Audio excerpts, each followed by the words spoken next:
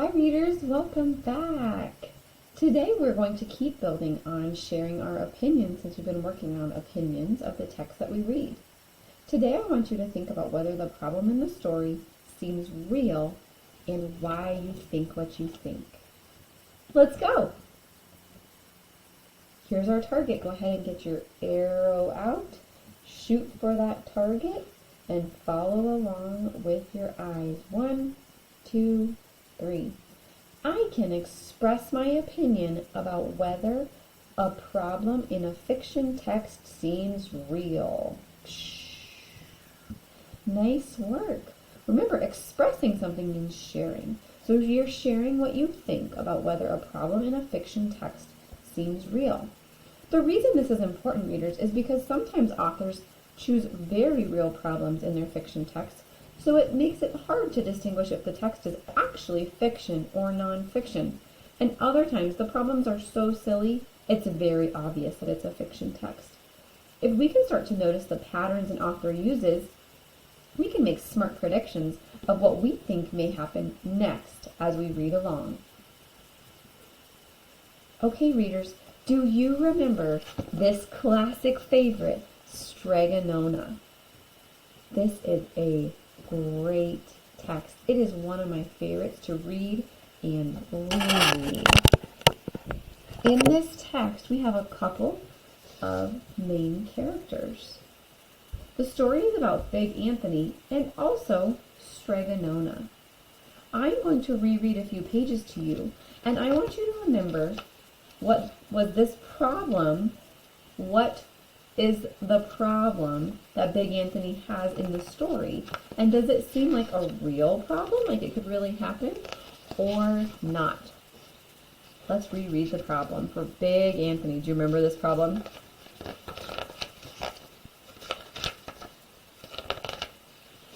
It's a big one. Oh! Big Anthony rushed in and shouted the magic words again, but the pot kept bubbling. He took the pot off the floor, but pasta just kept pouring from it. Have you ever seen that much pasta before, reader?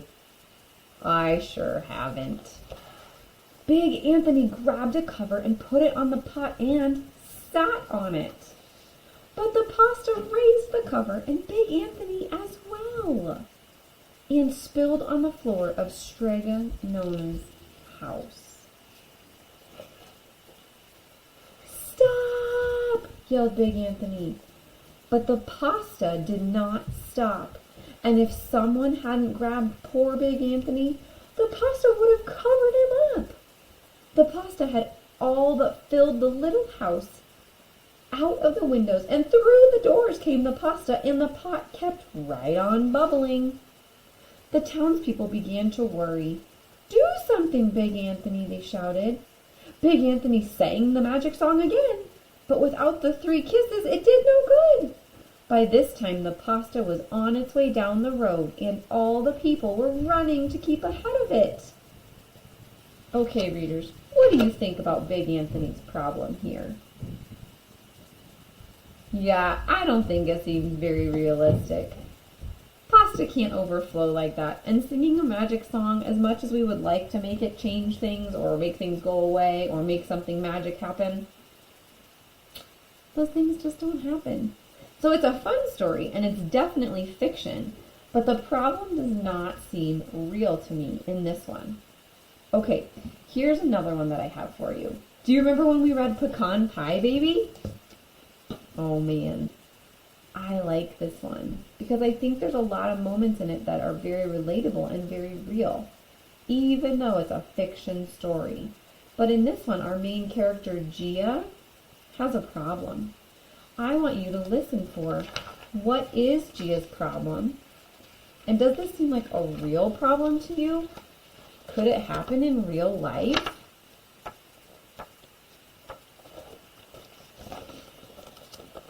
When my cousin came to visit with her new baby, she put the wiggly thing on my lap and said, "You sure are ready to be a big sister, aren't you?" "Not really," I said, handing the crying baby back to her. One night, Grandma took us out to a fancy restaurant. She kept fussing over Mama. "Oh, eat your greens," she said. "And you should order some Brussels sprouts for that baby." Where do you guys think the baby is? Because I don't see the baby. That's right, readers. It's in their mom's tummy still.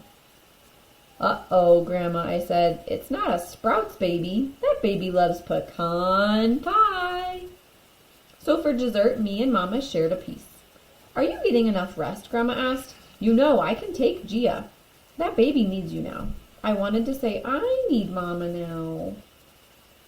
Then Mama reached over and rubbed my back. Me and the baby both need Gia with us.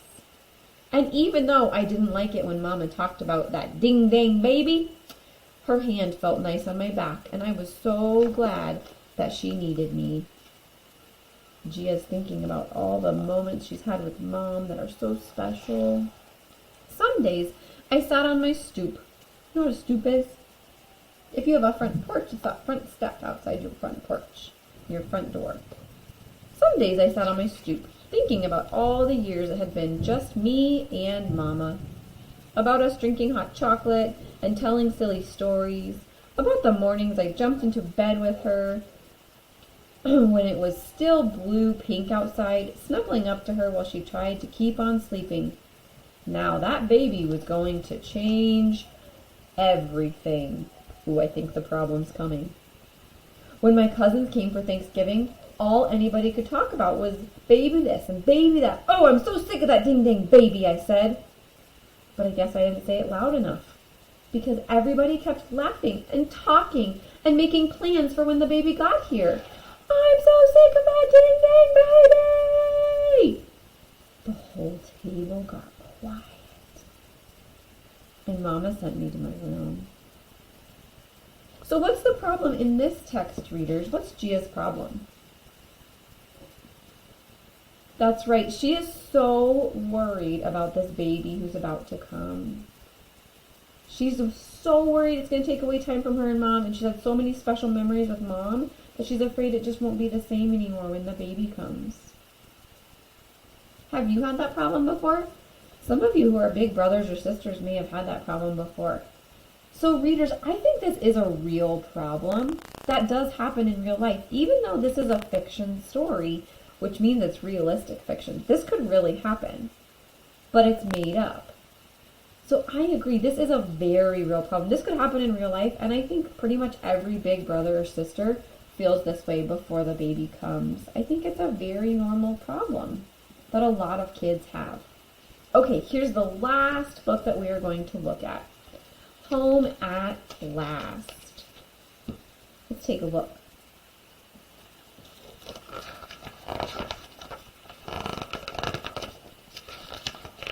What's the problem in this text? So here's our character Mama and the twins. Well, that reminds me of when my little boys were little baby twins. It was so much work when they were babies. So cute though. What is Mama's problem? Listen if you think this feels like a realistic problem. They went to a different market the next time, but with having to carry Julio, Jesus, and the groceries on the bus, it was just too hard. They ended up back at the store near the apartment. Mama's smile would disappear every time she went in the doorway. It seems like they don't want to go into a store where someone was mistreating them. That's horrible and sad, and so I understand why Mama wanted to avoid it. Is this a realistic problem, that someone doesn't want to go back to a place because of how they were treated? That's right, readers. This is a real life problem. It's not okay, but it is a real life problem. You're absolutely right. So readers, today, when you read, I want you to grab a fiction text with a main character or a couple characters, and I want you to notice the problem. What is the problem, and does it seem like it could be real? So when you share, it could sound something like this. Today I read The Day You Begin. I noticed the problem was this girl and another boy named Rigoberto were not treated kindly at school because they were different. Their skin color was different, their hair looked different than the other kids in the class, they spoke different languages, they had a hard time understanding the people around them. This problem seems real to me because I know when people move to new places or from different countries, they feel so different from everyone around them, and I've actually seen it happen in the classroom before. So readers, go ahead and grab a great book, enjoy it, and then come right back here, click on the green Add Response button, and please share what was the problem in your text, and does it seem real to you? Why or why not? See you next time, readers.